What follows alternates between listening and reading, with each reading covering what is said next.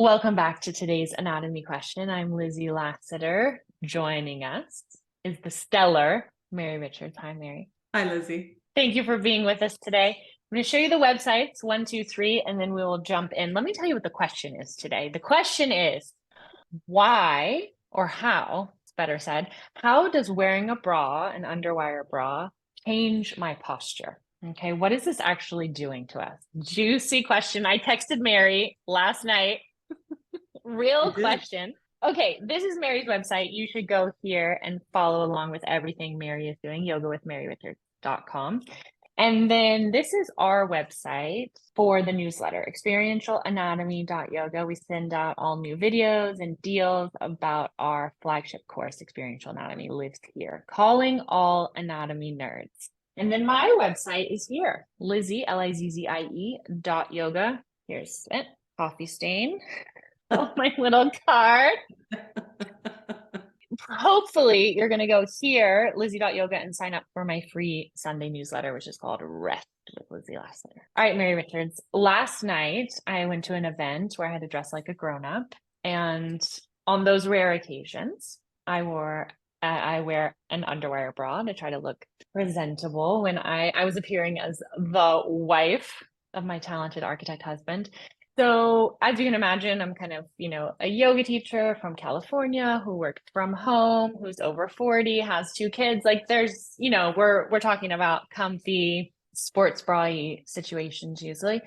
And last night I actually was feeling very physically uncomfortable. I was feeling constricted, and it made me, of course, think of you.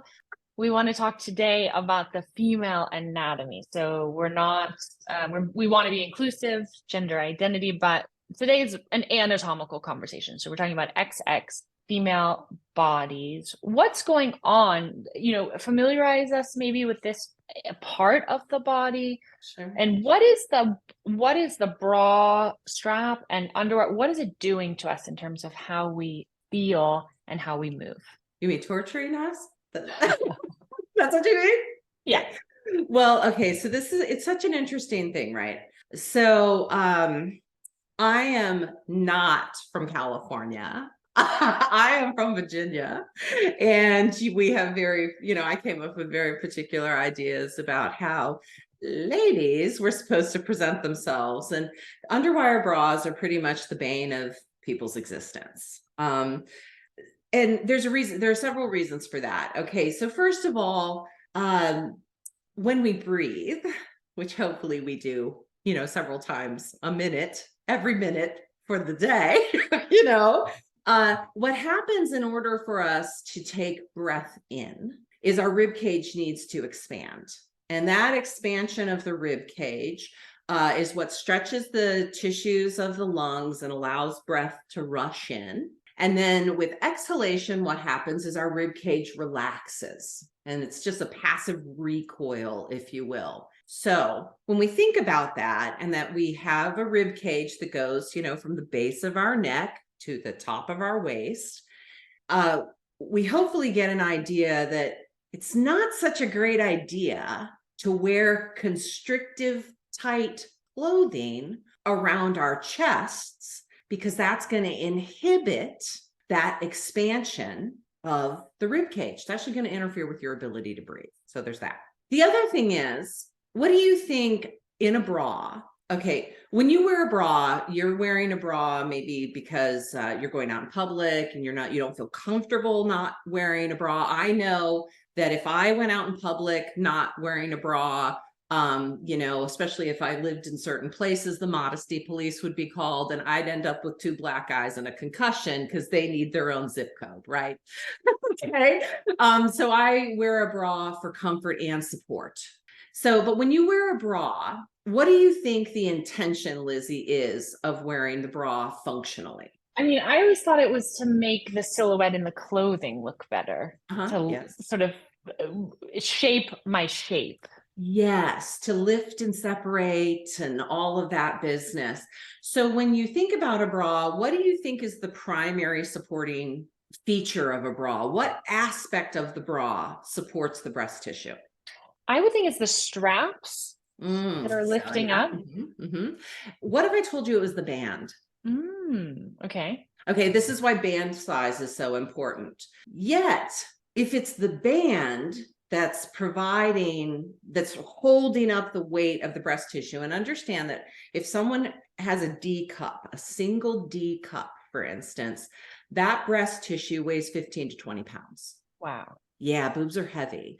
So you start getting into G cups and things like that. Someone could be carrying around 40 or 50 pounds of boobage. Wow. I know when I was breastfeeding, I had my own zip code for them. I was a K cup. Like I didn't even know you could buy bras that big, but I was feeding my baby.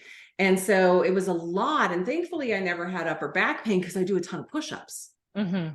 But this is the thing, breast tissue is heavy. And so we need a band, not underwires. We need a band that's going to transfer load, the weight of the breast tissue through the cups of the bra and through the straps down the back.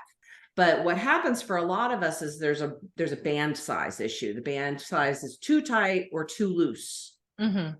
So when you buy a bra, and let's say it's got the hook and eye behind you, you're not wearing a front closure bra. When you buy a bra, what hook and eye do you use when you are shopping for a bra? What are you looking for? I don't know. Okay. So you know how bras have rows of hooks and eyes, and and a lot of folks will go to buy a bra and they want to put the hook and eye on the tightest setting. But to properly buy a bra, I've done a lot of research into this, by the way, for my own personal sake, and just because I'm a nerd. You actually want to use the first row. And then as the elastic and the like breaks down over the next 6 months, you migrate to the tightest setting. But if you're buying a bra and the first setting you use is the tightest one, that bra is too small for you. So what I was wondering yesterday, I was experiencing, and I was attributing it to wearing this underwire bra, was that my shoulder blades, I was kind of like squeezing the shoulder blades together. There was something happening in my upper back, and that was uncomfortable. Because the bra was doing nothing for you. So you were naturally, automatically recruiting your middle rhomboid, your middle traps and your rhomboids to retract your shoulder blades to counterbalance, if you will, the weight of the breast tissue in the torture device that you were wearing. It's so funny because I was walking to the bathroom and I noticed I had the interoceptive awareness of noticing, oh, I'm squeezing between my shoulder blades in a weird way. What's going on here? I don't usually feel that. And I thought, oh, maybe it's the bra that I'm wearing. And then I thought, I have to talk to Mary about this. That's exactly what was happening. And I will catch myself doing that if I'm wearing an older bra, especially because, I am well endowed. I do have a lot of breast tissue.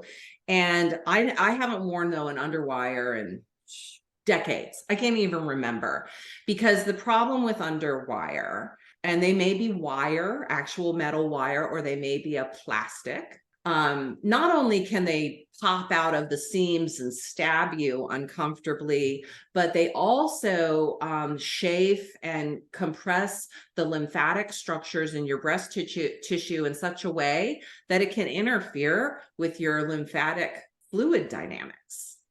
So underwire is, in general, I'm not saying go out and burn your bras. They're expensive. And I'm not saying that, but please consider migrating to a wire-free. And one of the features that you're going to see on a wire-free bra is a much wider band. And the other thing that we really need to think about, because there are some bras that can be amazing for our posture. Now, if we find ourselves retracting our shoulder blades and also our upper abdominals, we know the bra that we're wearing is spent or in inappropriate size. It's not the right type of bra for us. Again, I catch myself doing this and I'm like, oh, this bra is done,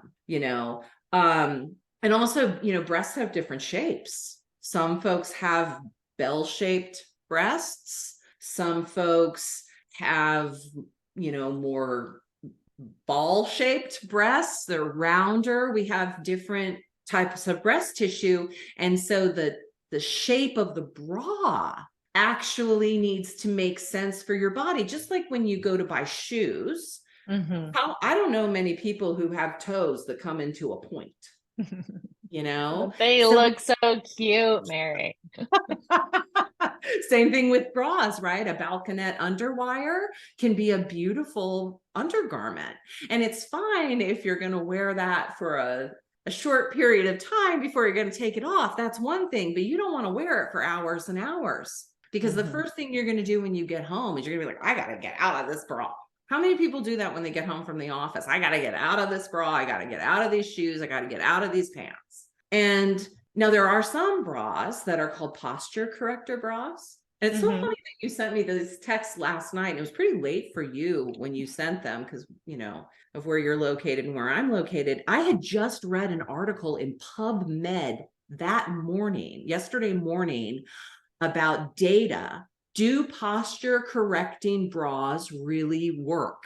And they do. Okay. So what is the structure of them? How are they I want to ask, how are they different? And then I have a last question for you about, maybe you could recommend 3 somatic strength type movements that are great for kind of regenerating, rebuilding, replenishing, radiant. Building our own bra. Yeah. Oh, I love this, Lizzie. So posture corrective bras have like a crisscross strap harness on the back, and they pretty much cover the entire upper back. They look almost like a tank top in the back, and they have all of these reinforcing straps. And what they do is they help take the weight of the breast tissue off the front of your rib cage. And that can help with back pain, especially mid-back pain. Because again, if we think that a D cup is 15 to 20 pounds, 7 to 10 kilos, that's a lot of weight. And so these posture corrective bras, for instance, what they do is they basically become external ligaments that work synergistically with the muscles of your upper and mid back to take the weight off the rib cage, because the rib cage is heavy, and all of the weight of your head, your neck, your shoulders, your rib cage, all of that times gravity is being pulled down onto T12L1. Thoracic number 12 and lumbar number 1. And so that adds up, and that can interfere with our ability to breathe. Yeah. So for those of us with heavier breast tissue, look into posture correcting bras. But here's the thing with bras in general. And again, I am not going out in public I don't even like to not be in a bra at home, because again, it's just not comfortable for me. They're too heavy, right? They're just too heavy, and I like to manage my tissue. But again, I never wear underwire. I know, Lizzie. I know. You can't take me anywhere. No. So luckily, we're just posting this on YouTube, so who's going to see it? Right. No one. So the thing is, though, a lot of us actually need to build an inner anatomical bra. And fortunately, we are designed that way. And even though women have typically less muscle strength, if you will, in our upper bodies, just because for obstetric reasons, we can still be strong. We can be strong. And this is where push-ups are so necessary. There are many exercises that we can do that can make a huge difference in, kind of lift and separate, if you will, and also take the pain out of our backs. Because the reason why folks get back pain and want to get their bras off at the end of the day is because the bra is not doing its job. It's not actually taking the load of the breast tissue out of the back. Okay, so push-ups, that's your number 1 recommendation. Yeah. Because push-ups, it's a muscle party. Everybody comes to that party, right? And you can do push-ups, on a wall with your hands on a table. Just adjust the challenge level for you. And just know the more vertical you are, the more accessible the push-up is going to be. And we just are gradually working toward becoming horizontal and parallel to the earth. And if you got to keep your knees down, that's fine. But push-ups are huge for a variety of reasons. First of all, they're going to work the pecs. And the pecs sit, you know, behind the breast tissue. Breast tissue is hormonally active fat and lymph and mammary glands, you know, so we can make milk. And so the globules of fat, you know, those sit on top of the chest wall. So it's not like you can tone your breasts. That's just not going to happen. You can, of course, reduce their size through diet and exercise. But in my experience, that may or may not happen because some of us are just genetically predisposed to larger breasts. And so you might go down a cup size or two, but if you're a K cup, you're looking at, you know, exercise and supportive foundation garments to really help manage that, you know? Okay. But to push-ups, and let me tell you one other thing that's so important to do, because you know, I can never end with just one exercise, Lizzie. The other thing that's really important are bent over rows. Okay. Because that works the muscles of the back that work together with the pecs. So it's not just about doing push-ups. You've also got to train the muscles of your upper and mid back in particular. Now, do push-ups help with that? Yes. Yes, they do. But also bent over rows and also bent over flies. So exercises that work around and between your shoulder blades. I'm going to get the card. That is so good, Mary. That's exactly what I wanted to hear. I'm going to show people the website if they want to join our somatic strength course. Yeah. Which Mary teaches, Lassiter.yoga, www.lassiter.yoga. Spontaneous plug for the course, somatic strength, because those three movements are taught by Mary so brilliantly in the course in detail: push-up, bent over row, and bent over fly. We did all of those movements in the series. Yeah. And you can tell, like I can tell if I don't do those exercises a couple times a week. Like once you develop fluency in these exercises and establish a baseline of strength, then, you know, you start really mixing things up, right? But I found that if I don't do I don't have a problem with push-ups. I love push-ups. But if I don't do bent over rows and flies a couple times a week, I will get pain at like T4, T5 between my shoulder blades because of the boobage. That's so fascinating. All right, ladies, listen to Mary Richards. Let me show you Mary's website once again, yogawithmaryrichards.com. This is the place to find everything that Mary is doing on the internet. And you can find me, and most importantly, my newsletter, Lizzie.yoga, L-I-Z-Z-R-E. The last website to show you is our newsletter for experiential anatomy. It's experientialanatomy.yoga, calling all yoga anatomy nerds. Join the free party over there. What a pleasure, Mary. Thank you so much. My pleasure, Lizzie. Thank you. We'll see you next time. Oh, like and subscribe.